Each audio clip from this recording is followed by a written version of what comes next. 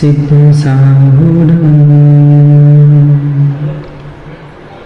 नमो नमो सिद्धसाहुरं नमो नमो सिद्धसाहुरं चौबीसं तिथरे उस हाई वीर पश्चिमे वंदे सवे सगर गण हरे सिद्धे से नमन सामी नमोहंतारं नमो सिद्धाणं नमो आयर्याणं नमो वज्रायाणं नमो लोय सबसाहुरम। अंतातीत सिद्ध परमेश्वरी भगवान के वर्तमान शासनाय वर्धमान स्वामी की 1008 मूलाय भगवान श्री पद्म प्रभु स्वामी की परम पूजनीय आचार्य भगवान गोशी 108 विशुद्ध सागर जी महाराज जी की सिद्धांत शास्त्र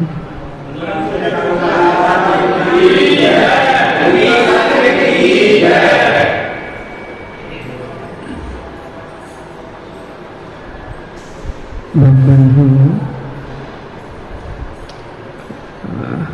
हम सभी श्री पद्म प्रभु स्वामी के श्री चरणों में शिव श्री की प्राप्ति के लिए श्री जिन देशना का श्रवण कर रहे हैं।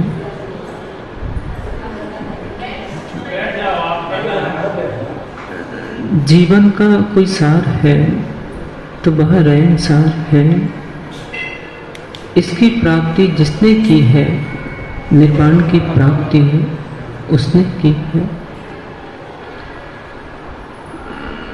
इस संसार में अनेकानेक पर्व किसी न किसी के निमित्त, आज जैन दर्शन का महान पर्व जिसको अपन कहते हैं वात्सल्य पर्व, रक्षा बंधन पर्व है।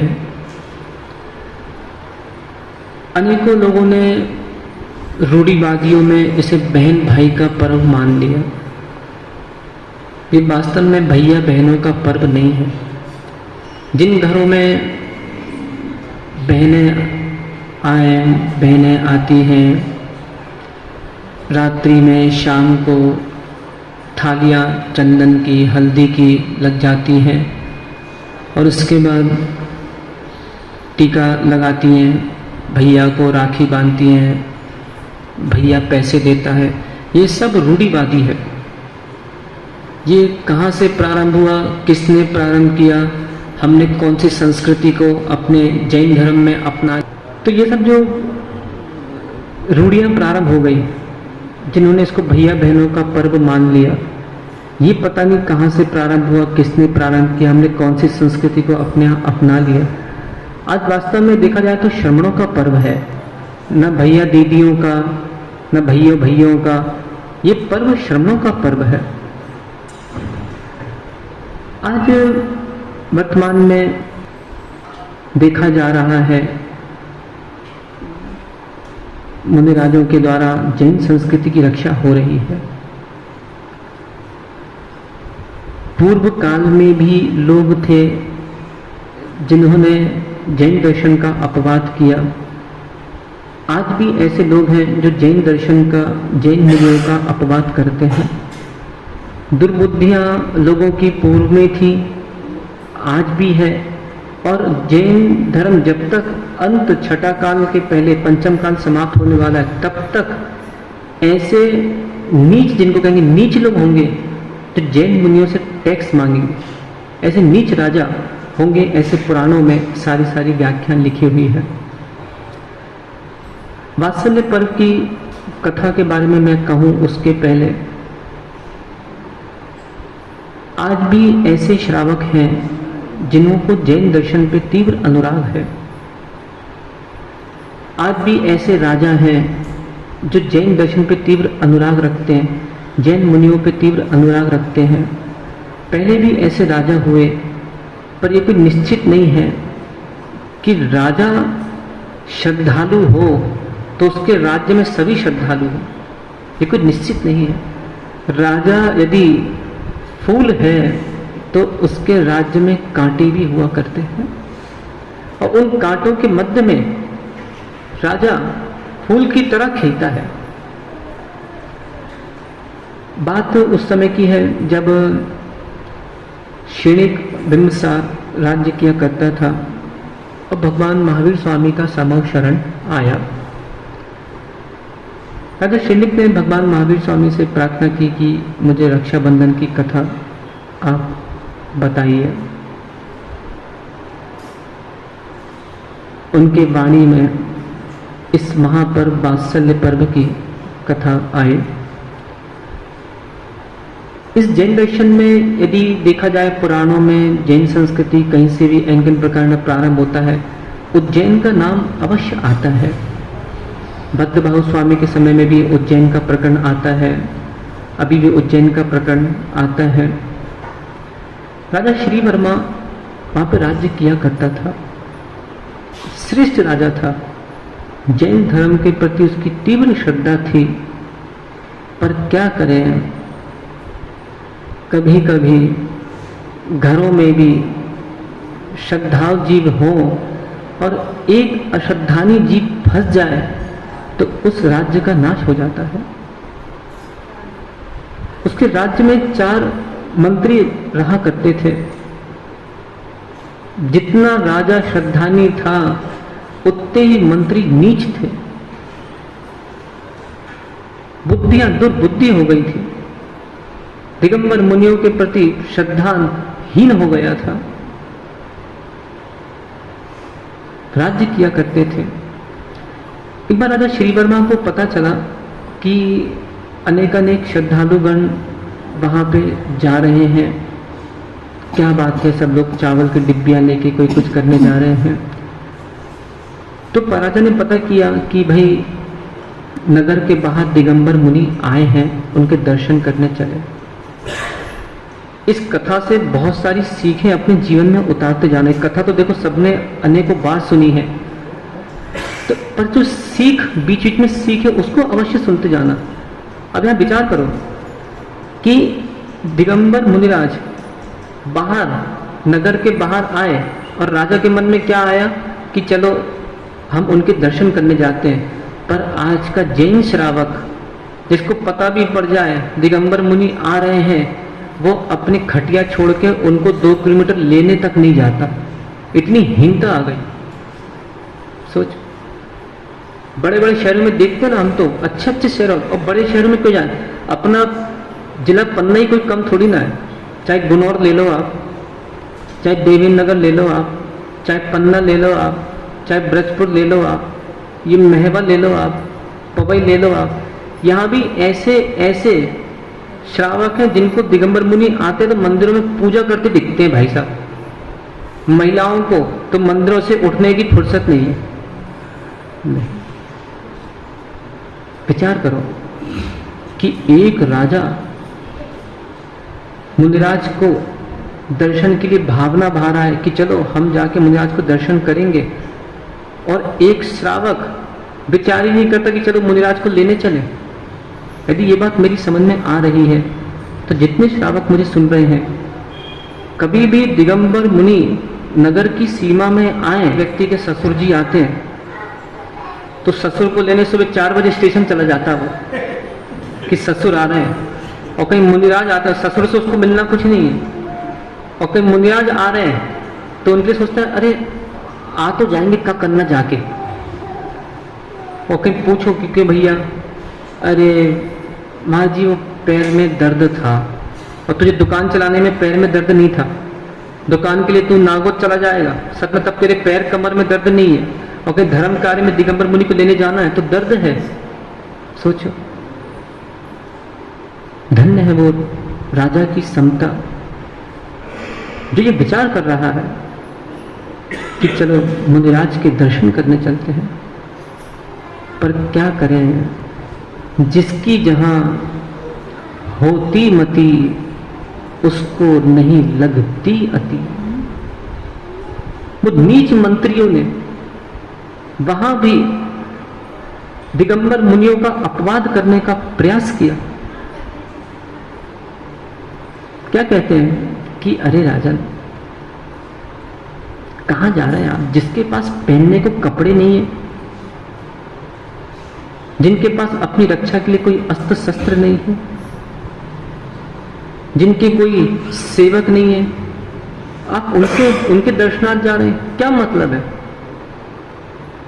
राजा समझाता है, देखो दिगंबर मुनियों को वस्त्रों की आवश्यकता नहीं होती। दिगंबर जिनका चार ही अंबर ही वस्त्र है, ऐसे दिगंबर होते हैं। ये दिगंबर मुनिराजों के लिए किसी भी प्रकार की कोई आवश्यकता नहीं होती। अस्त्र शस्त्र वो क्या करेंगे? वो तो जानते हैं कि शरीर का तो मरण ही नहीं होता, कोई मारेगा भी तो किसको मारेगा? शरीर को मारेगा। ऐसे महान दिगंबर होते हैं। राजा ने, श्री वर्मा ने घोषणा कर दी कि आज राज्य का सारा कार्य बंद हो जाए और सभी दिगंबर मुनिराज के दर्शन करने चले। सोचो, ये घर के बड़े बुजुर्ग का कार्य है कि जब भी दिगंबर मुनि नगर में आए तो घर के बड़े बुजुर्ग का कार्य है कि वो सब घर वालों को रोके, सबको कहे कि चलो मुनिराज को लेने चले। पर क्या करें, बड़े बुजुर्ग में ही नास्तिकपना आ गया आज के समय में। वे स्वयं घर से हिलना नहीं चाहते, तो छोटे बच्चों को क्या सीख देंगे? अब पहले थोड़ा समझदार थे ना, छोटे थे तो दौड़ दौड़ के भाग के चले, तब ज्यादा समझदार हो गए, ज्यादा होशियार हो गए। तो वो राजा ने जब कहा कि आज कोई कार्य नहीं करेगा, अपन सबको वहां चलना है, मुनिराज को लेने के लिए, दर्शन के लिए चलना है। अब मंत्रियों का मन तो था नहीं, पर क्या करें, राजा जा रहा है तो सेवकों को तो साथ में चलना ही पड़ेगा। तो बेचारे मंत्री भी पीछे बेमन से पीछे हो लिए कि चलो चलते हैं। इधर राजा श्री वर्मा ने अपने शिष्यों से, मतलब मंत्रियों के साथ निकले जब, तो वहां पे जो अकंपनाचार्य आचार्य 700 मुनियों के साथ उज्जैनी के बाग में बैठे थे, पहुंचे थे।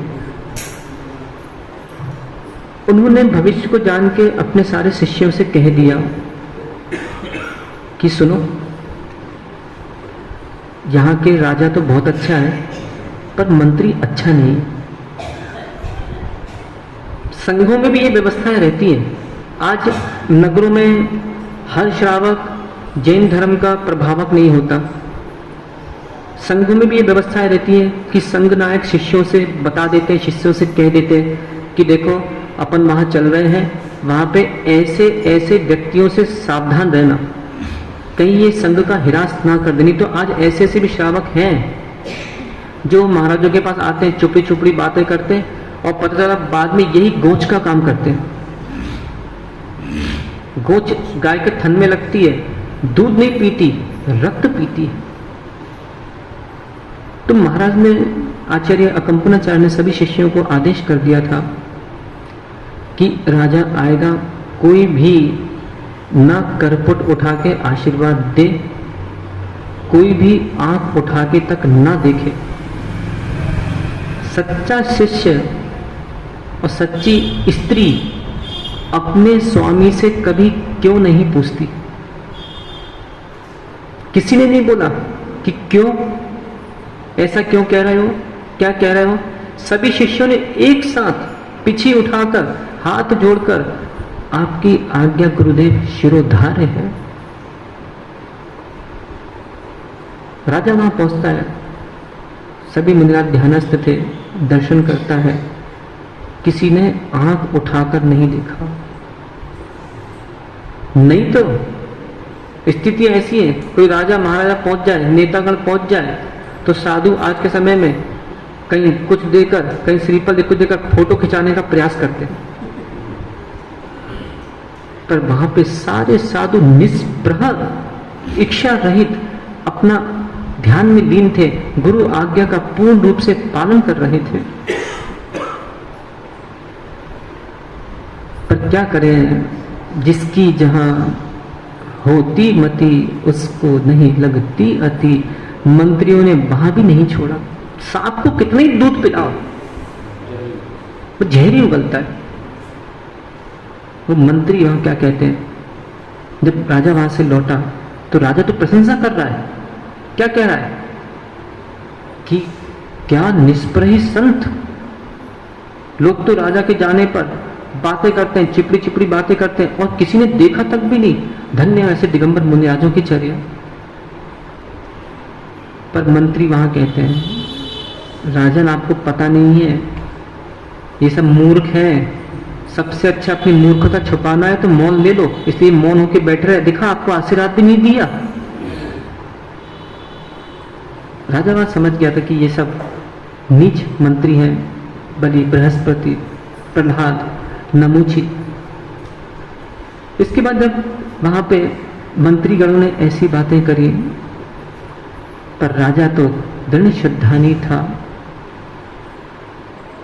उसके पश्चात वहां पे उनके एक शिष्य थे, शुद्धसागर मुनिराज। वो आहार हेतु गए थे, उनको गुरु आज्ञा का पता नहीं था। वो सामने से आ रहे थे तो मंत्रियों ने देखा, और वहां भी देखकर क्या कहते हैं कि देखो, एक बैल छाछ पी के चला आ रहा है। शुद्धसागर मुनिराज ने सोचा कि इनका अभिप्राय ठीक नहीं है। न्यायाचार थे, वाग्मी थे, व्याकरण शास्त्री थे। शुद्धसागर मुनिराज ने सोचा कि इनको मुझे अभी हराना होगा। शास्त्रार्थ किया। जैसे उन्होंने कहा, किम तक्रोयम श्वेतोहम। शुद्धसागर मुनिराज बोले, तक्र पीतोयम कि तक्र श्वेतोयम। अर्थात छाछ पीली होती है कि छाछ सफेद होती है। और अनेक अनेक प्रकार से वहां पे उन्होंने मंत्रियों को हरा दिया। और वहां पे राजा ने भी उनसे क्षमा याचना करी। और शुद्धसागर मुनिराज अपने गुरु के पास, अकंपनाचार्य जी के पास जब वहां पे पहुंचे, गुरु से चाहते तो वो छुपा लेते, रास्ते की बात नहीं बताते, पर उन्होंने छुपाई नहीं। उन्होंने जाके वहां पे बैठे, हाथ जोड़े और कहा कि आचार्य महाराज, रास्ते में कुछ मंत्री मुझे मिले थे, व्यवहार अच्छा नहीं था, तो मैंने उनको शास्त्रार्थ में हरा दिया। आचार्य अकंपनाचार्य जी कहते हैं, अरे ये तुमने क्या कर दिया। संग के ऊपर घोर उपसर्ग आ सकता है, तुम्हें ये नहीं करना चाहिए था। तुरंत हाथ जुड़ गए। ये नहीं कहा कि अरे आन दो, जो का देखेंगे, मुझे कोई मतलब नहीं है, अपना काम बनता भाड़ में जा जनता। ये नहीं कहा उन्होंने, घुटने टेक लिए, हाथ जोड़ लिए। आप मुझे बताइए, अब मैं क्या करूं, कैसे ये उपसर्ग दूर हो सकता है कि इतने सारे 700 मुनियों पे उपसर्ग ना आए। हे गुरुदेव, मुझे आप अवश्य बताइए। आचार्य महाराज शुद्धसागर मुनिराज की क्षमता और समता से पूर्ण परिचित थे। उन्होंने कहा कि जहां तुमने शास्त्रार्थ किया था, वहां जाके तुमको खड़ा होना पड़ेगा। बोल देते, मैं नहीं जाता, जिसको भेजना भेज दो, पर हाथ जुड़ गए। जो आगे अवश्य करूंगा। कुछ ये नहीं सोचा प्राणों का क्या होगा, क्या वहां पे वो मंत्री मेरे साथ करेंगे, कहां खड़ा रहूंगा अकेले रोड पे, कैसा लगेगा। जाके खड़े हो गए। इधर चारों मंत्री चक्रव्यूह रच रहे थे कि मेरे बदनामी करी उसने, इन मुनिराजों के कारण बदनामी हुई है, चलो एक काम करते, बदला लेके आते हैं। तलवार लेकर, नंगी तलवार लेकर चारों निकल पड़े। कहां? मुनिराजों का घात करने के लिए। हिम्मत तो देखो आज के समय में, क्रूरता तो देखो ऐसे लोगों की। और वो जब निकले तो रास्ते में शुद्धसागर मुनिराज खड़े दिखे। मंत्री आपस में चर्चा करते हैं कि वो मुनिराजों ने अपना क्या बिगाड़ा है और उसने क्या किया। चारों वो शुद्ध सागर मुनिराज के पास खड़े थे। एक कहता है कि पहला बार तुम करो। आपस में बात चल गई, कौन बार करे, मुनि हत्या का पाप कौन ले। फिर चारों ने किया, चलो एक काम करते हैं, अपन चारों एक साथ मुनिराज पे तलवार का वार करते हैं, थोड़ा थोड़ा कम कम पाप लगेगा। पर पुण्यात्मा का कोई हिरास नहीं कर सकता। चाहते उस समय एक भी समझदार नहीं था। यदि चारों में एक भी समझदार होता तो पुनः वापस घर चले जाते। पर चारों में इतनी क्रूरता, तीव्र क्रूरता थी, चारों ने एक साथ तलवार उठाई और जैसे ही महाराज के ऊपर तलवार का वार करने का प्रयास किया, नगर देवता ने उनको किलित कर दिया। ये खबर पूरे गांव में फैल गई कि मुनिराज के ऊपर तलवार का वार करने का प्रयास किया। पूरी जनता सारे काम छोड़ के वहां गई। जब राजा को यह बात पता पड़ी, श्री वर्मा, राजा भी दौड़ा दौड़ा उस स्थान पर पहुंचा। राजा कहता है कि पहले तो तुमने बदनाम करने का प्रयास किया, आज मुनि के वध करने पे तुम उतर आए। सच श्रावक हो, एक नियम तो अपने जीवन में उतार लो कि कभी भी दिगंबर मुनि का अपवाद नहीं करेंगे। ये अपने जीवन में आज वात्सल्य पर्व है, मात ये हर साल कथा सुनना और अपना जीवन जैसा चल रहा है चलते जाना। कभी भी दिगंबर मुनि के बारे में अपने मुख से कुछ कहना नहीं, वो जैसे भी हो, पर अपने मुख से नहीं कहना। ये बहुत बड़ी साधना है। पर क्या करें, आज का श्रावक ऐसा हो गया, उसके इच्छा की पूर्ति नहीं हुई तो दिगंबर मुनियों के बारे में कहने के लिए छोड़ता नहीं है। सोचो, इतनी क्रूरता कि तलवार का वार तक कर दिया।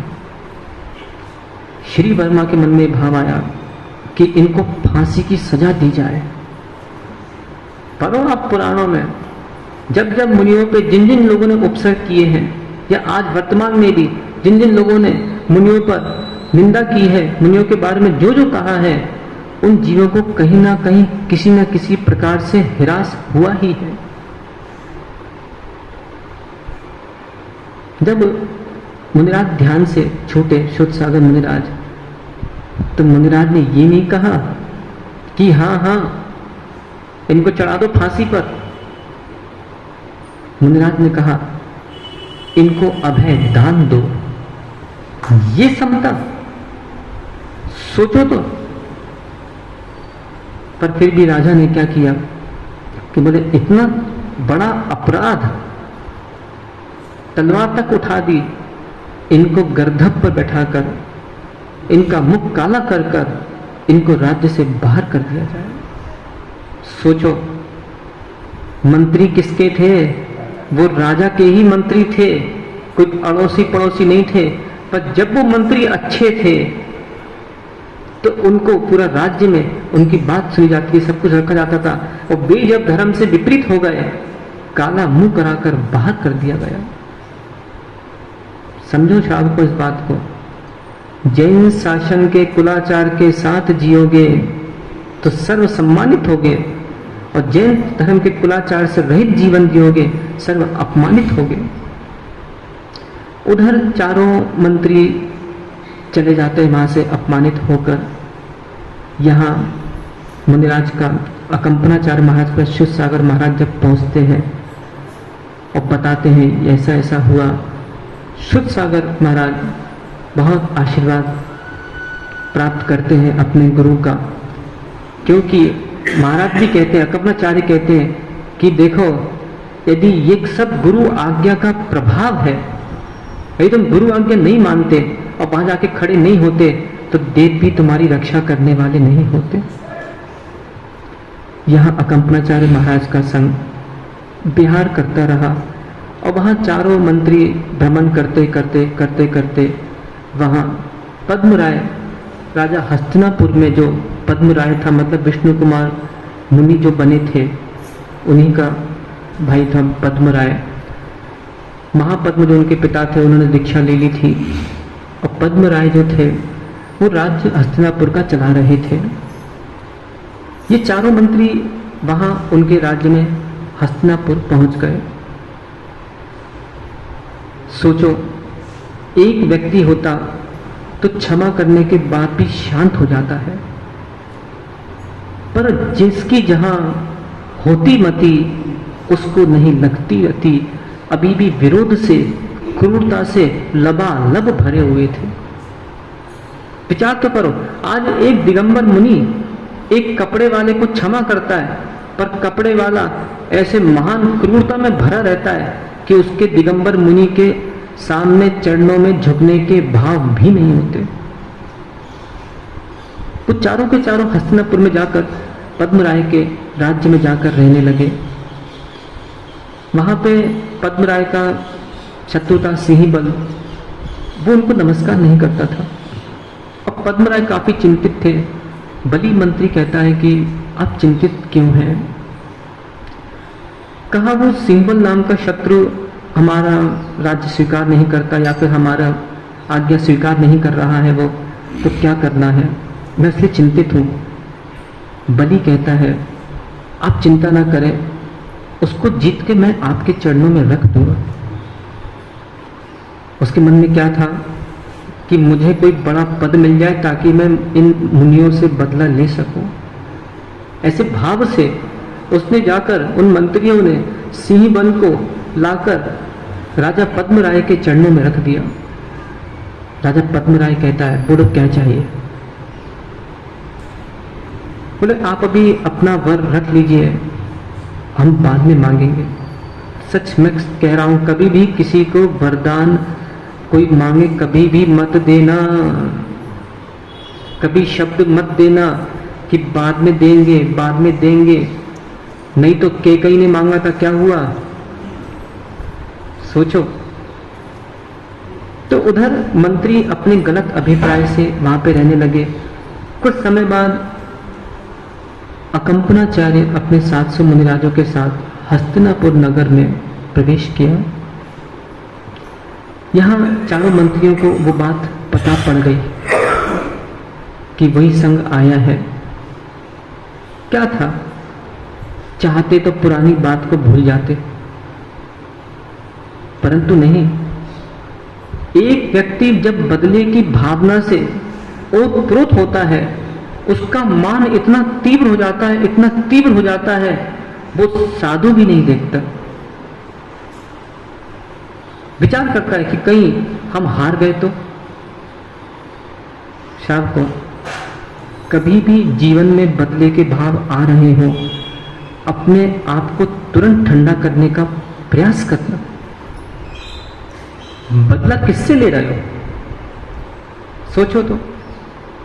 एक पत्नी का एक झगड़ा हो गया, अब पत्नी बेचारे बदले के भावना से बैठी हुई है कि मैं अपने पति को छोड़ूंगी नहीं, छोड़ूंगी नहीं, छोड़ूंगी नहीं।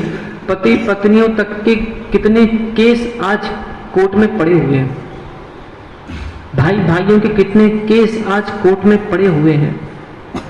बदले की भावना कभी मत लाना। आज दिगंबर मुनिराजों ने भी यदि कुछ कहा है, कुछ कह दिया, तो हमेशा ये प्रयास करना कि मेरे सुधार के लिए कहा गया है। दिगंबर मुनि से भी कभी बदले के भाव मत लाना। क्या किया बेचारे ने? राजा पद्म राय से बेचारे मंत्रियों ने 7 दिन का राज्य मांग लिया। बलि कहता है हमने 7 दिन में आपका कार्य किया, अब आप हमको 7 दिन का राज्य दीजिए और आप अंतःपुर में जाकर विश्राम कर लें। 700 मुनिराज थे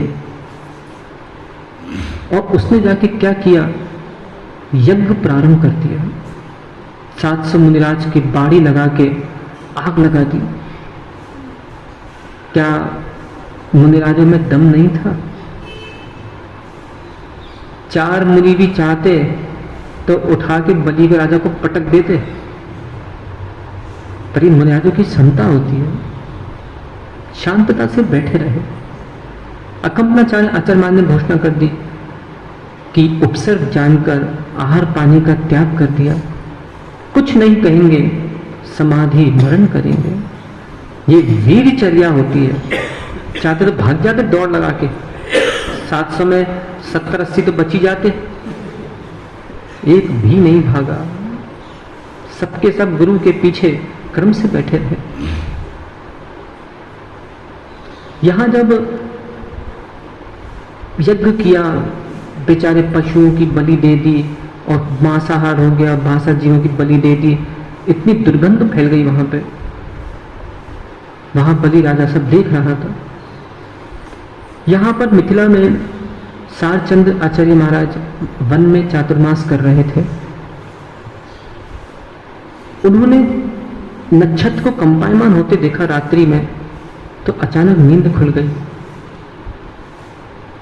घोर उपसर्ग, घोर उपसर्ग।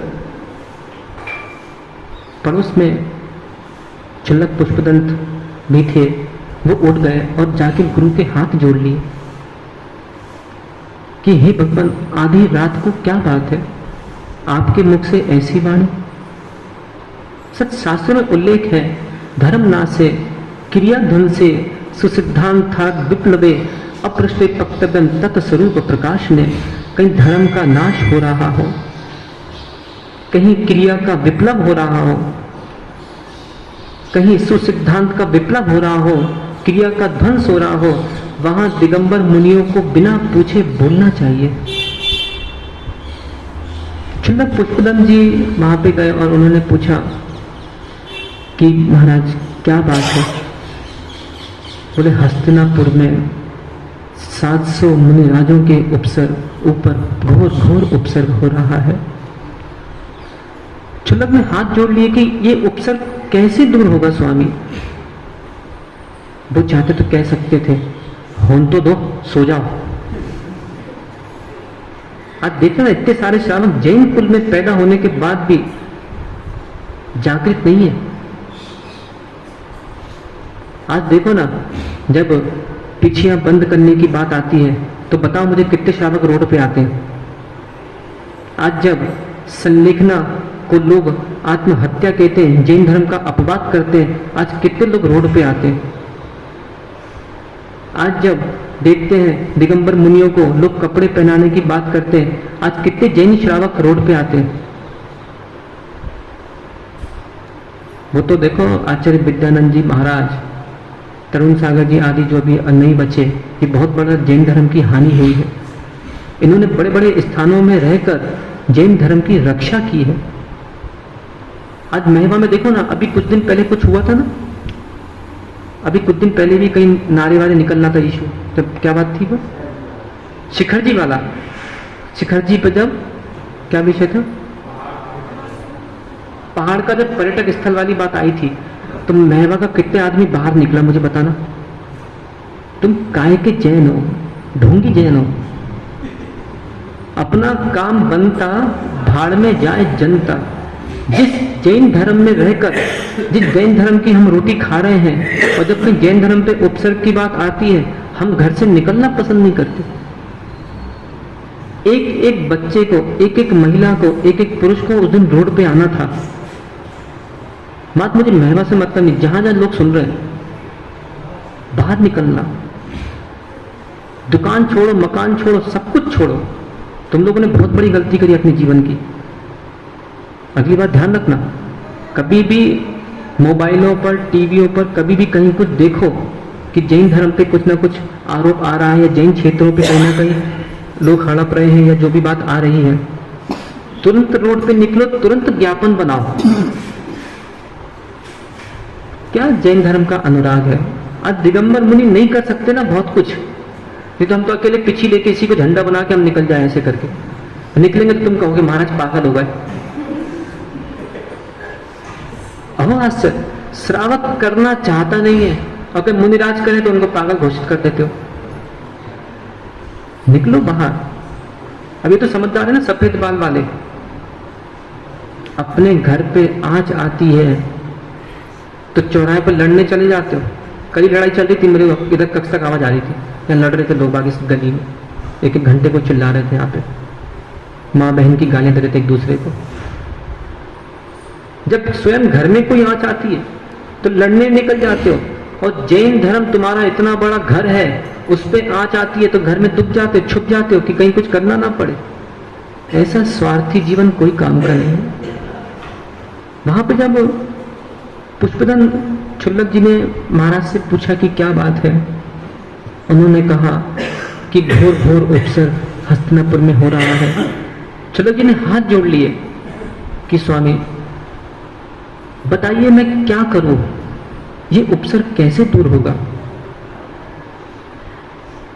महाराज कहते हैं विष्णु कुमार मुनिराज धरणीधर पर्वत पर साधना कर रहे हैं और उनको विक्रिया रिद्धि प्राप्त है, वो ही इन उपसर्ग को दूर कर सकते हैं। तुम अभी जाओ। क्षुल्लक जी चाहते तो बोलते अरे भी थोड़ा सोने दो, मैं देखूंगा सुबह चले जाऊंगा, क्या करना। जैसे जैन धर्म में नहीं होता, कभी कभी कोई कार्यक्रम होता है तो बच्चे अरे भी सोने दो चले जा, भी कौन भगवान जा रहा है कहीं पे, भगवान तो होता ही है। वो तुरंत अपनी आकाशगामिनी विद्या से विष्णु कुमार मुनिराज के पास पहुंच जाते हैं, प्रणाम करते हैं, कहते हैं महाराज आचार्य साचन आचार्य महाराज ने मुझे भेजा है और उन्होंने बताया है कि हस्तिनापुर में 700 मुनियों के ऊपर घोर घोर उपसर्ग हो रहा है और आप अवश्य, आपके पास विक्रिया प्राप्ति विक्रिया रिद्धि प्रकट हो चुकी है, आप अवश्य वहां जाइए। मुनिराज को पता ही नहीं था, साधना में लीन थे। बोले अच्छा उपयोग करके देखूं तो एक हाथ फैलाया सुमेरु पर्वत पे पहुंच गए। यदि वो चाहते तो धरणीधर पर्वत से ही एक हाथ फैलाते और बाली मुनि को उठा के कहीं भी पटक देते, उनको जाने की जरूरत ही नहीं थी। पर उन्होंने विचार किया कि छलिया को छल से ही पराजित किया जाएगा, ये नीति कहती है। उन्होंने भी कहा इसने छला है, अब मैं इसको देखता हूं। उन्होंने फिर विचार किया दीक्षा ले लूंगा दोबारा, पर 700 मुनियों के ऊपर उपसर्ग होने नहीं दूंगा, उनकी रक्षा अवश्य करूंगा, ये धर्म के प्रति अनुराग।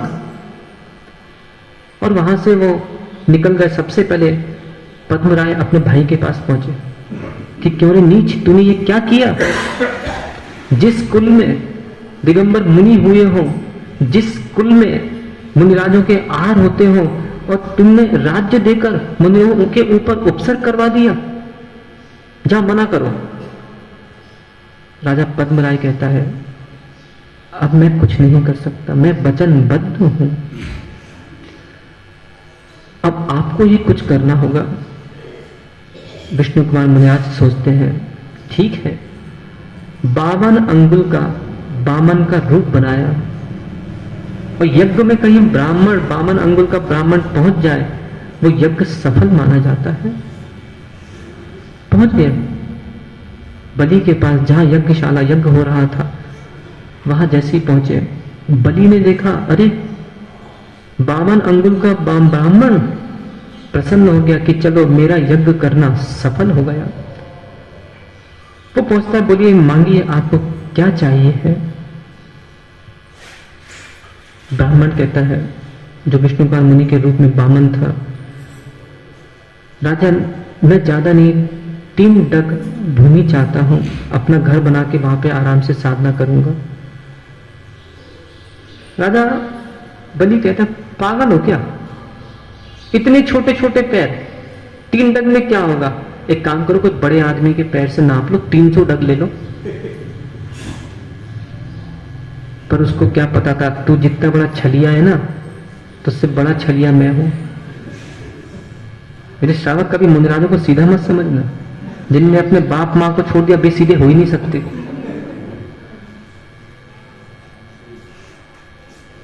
क्या हुआ, पहुंच गए, कहा देखो देते हो तो नहीं तो मैं जाता हूं। बोले नहीं नहीं नहीं, रुकिए रुकिए रुकिए, जलांजलि दो। जलाने देता, ठीक है 3 डग भूमि में आपको देता हूं। यहां विष्णु कुमार मुनिराज जब वामन के रूप में थे, एक पैर फैलाया तो सुमेरु पर्वत पर, दूसरा पैर फैलाया तो मानसोत्तर पर्वत तक। अब बेचारा वो बलि घबराया। इसलिए कभी किसी के रूप पर, कभी किसी के कद पे मत जाना, कभी किसी को अज्ञानी मत समझना। क्या मालूम उसके पास चमत्कारिक शक्तियां हो, प्रकट ना हो रही हो, ना कर रहा हो, समय पे कार होता है। और क्या हुआ, अब बोल बोल क्या करूं? तो बेचारा वो राजा घबरा कर झुकता है, बोलता है बता तीसरा पैर कहाँ रखूं? कहता है स्वामी मेरे पीठ पर ही रख दो। और जैसे उसने पैर रखा, वहां पे ऊपर देवगण आ गए, पुष्प वृष्टि होने लग गई, मुनिराजों के उपसक दूर हुए। अभी तक देव कहां थे? सोचो सोचो, जब से उपसक बढ़ा तब एक भी देव नहीं आया, और जैसे उपसक निवारण हुआ देव के देव आ गए। अलंग शक्ति भवितव्यतेयम, भवितव्यता होनहार जिसकी जैसी होती वैसी होती है। वहां पर जैसे ही बलिराजा के ऊपर पैर रखा, 700 मुनियों के ऊपर जो उपसक था सभी श्रावक आ गए, सब देखते रहे। धुआं धुआं हो गया था और बाड़ी हटा हटाकर एक एक मुनि को निकाला गया। सभी श्रावकों के वो विभोर हो चुके थे, देख रहे थे दृश्यों को। वहां पर जैसे उपसक टला, जय जयकार होने लगी। सच नाम बिल्कुल सही था, अकंपनाचार्य। अकंपन, जैसा नाम था वैसा ही काम था, बिल्कुल कंपन नहीं किया। बैठे रहे, चाहते तो आदेश कर देते किसको उठा के पटक दो, नहीं पटका। सब जब उपसक वहां पे दूर हुआ, सभी मुनिराजों को बाहर निकाला गया। इतने दिन से सबके गले भी सूख गए थे, तो पूरे हस्तिनापुर में घर घर में चौके लगे। मुनिराज भले 700 थे, हजार हजार चौके लगे। सभी लोग मुनिराजों का वहां पे जय जयकार हुआ, प्रधान हुआ। और जिनके चौके खाली गए, उन्होंने अपने पड़ोसी को चौका लगाकर बुलाकर उनका आहार कराया। आज का यह महापर्व, श्रमणों का पर्व, रक्षाबंधन का पर्व कहलाता है। श्रावकों, इस रक्षाबंधन पर्व पर आज हम सीख लें कि कभी भी जैन धर्म पर, दिगंबर मुनियों पर कभी भी उपसर्ग आएगा, कभी भी कोई जैन क्षेत्रों पर आंच आएगी, सारा काम छोड़कर जैन धर्म रोड पे दिखेगा। तब जाके मैं मानूंगा रक्षाबंधन पर्व साकार हुआ है। आज के दिन लोग मंदिरों से राखियां उठाते हैं, कोई अपने गाड़ियों में बांधते हैं, कोई मंदिरों के टेबलों में बांधते हैं, कोई मंदिरों के दरवाजों में बांधते हैं। ये सब लोक रूढ़ियां बंद कर दो, ये सब लोक रूढ़ियां हैं। आज के दिन तो, रक्षाबंधन पर्व के दिन तो प्रत्येक घर घर में चौके लगाओ, मुनिराज को आहार दान दो। सोचो, आज रक्षाबंधन पर्व के दिन जो श्रमणों का पर्व कहलाता है, और उस दिन यदि कोई जैन अनुयायी दिगंबर मुनि के या साधक के हाथ पे ग्रास ना रख सके, तो मैं बोलूंगा इससे बड़ा लूला कोई जैन धर्म में नहीं है। संतोष कुमार, हाथ होने पर भी जो बिना दान दिए खा जाए, इससे बड़ा भुक्कड़ कोई नहीं। पैर होते हुए भी जो बिना मुनिराज के चौके में जाके आहार दिए बिना अपने घर भाग जाए, इससे बड़ा लंगड़ा कोई नहीं है। रक्षाबंधन पर्व के दिन जो दिगंबर मुनिराज को मुख से शुद्धि बोले बिना और स्वयं सब आहार कर ले, इससे बड़ा गूंगा कोई नहीं है। मैं जान रहा हूं ना, आज भी यहाँ इतने सारे लोग बैठे ना, किसी के मन में भाव सुबह से आया नहीं होगा कि चलो आज रक्षाबंधन पर्व है तो मुनिराज के अंजलि पे आज आहार देंगे ही। अब सोचो, सोच में कितनी निकृष्टता आ गई। मात्र शब्दों में जीवन चल रहा है बस। जैन धर्म की रक्षा की हमको किंचित भी चिंता नहीं है।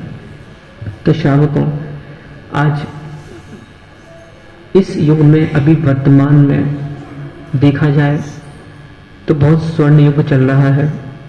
सभी दिगंबर मुनियों पे अपनी अपनी साधना सब कर रहे हैं, अपने अपने क्षेत्रों में सब हैं। शाम को आज रक्षाबंधन पर्व के दिन मात ये वाले रूढ़ियाँ बंद कर दो।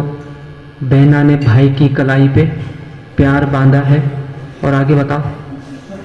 और बहनें भी लालची लोभी बहनें भी लालच ना करें।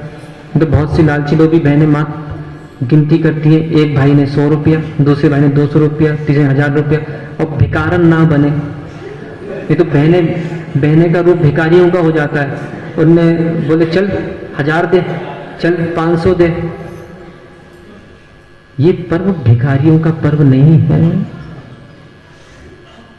इस पर्व में पत्नी पति की कलाई पर राखी बांधे। कितनी पत्नियां नियम मेरी आज अपने पति की कलाई पर राखी बांधेगी? बोलो बोलो। अरे ये भाई बहन का त्योहार नहीं है, ये अपने मन से निकाल दो। और कितने पति अपनी पत्नियों को आज राखी बांध देंगे? अजित कुमार, अरे तुम तो हाथ जोड़ रहे, चिंता नहीं करो, पत्नी कहलाएगी राखी बांधने के बाद भी। आज पूरी महवा को नियम दे रहा हूं मैं, जितने महवा के श्रावक हैं जो मुझे सुन रहे हैं, जितनी पत्नियां यहां बैठी हैं, घर जाके सबसे पहले अपने पति को बोलना, आओ स्वामी हमारी रक्षा करना, उनको राखी बांधो। जितनी पत्नियां सब राखी बांधो। जितने भाई हैं, आज भाई अपने भाई की कलाई पर राखी बांधना। आज मित्र अपने मित्र के कलाई पे राखी बांधना। आज देवरानी अपनी जेठानी के कलाई पे राखी बांधना। और जितनी बहुएं हैं, सास को जरूर बांधना, क्योंकि बेटी तुमको उसी के सहारे जीना है। हाँ, कितनी बहुएं नियम मेरी सास को राखी बांधेंगी? जितनी बहुएं हैं, सास को अवश्य राखी बांधना। और सास को तो कम से कम 4 बांधना, कि भैया तुम्हें दोनों हाथों से और दोनों पैरों से हमारी रक्षा करना है, तुम्हें मारना नहीं है। तो शाम को ऐसा ये महान पर्व है, रक्षाबंधन का पर्व है। इस पर्व के दिन हम सब आज प्रतिज्ञा करें कि इस धरा पर जब तक जैन धर्म चलता रहेगा, तब तक सभी साधकों की, सभी शरणों की साधना निर्विघ्न रूप से चलती रहे और सभी जगह सुभिक्ष बना रहे, जिससे जैन धर्म ऊंचाइयों को प्राप्त हो सके। रक्षा करो जी।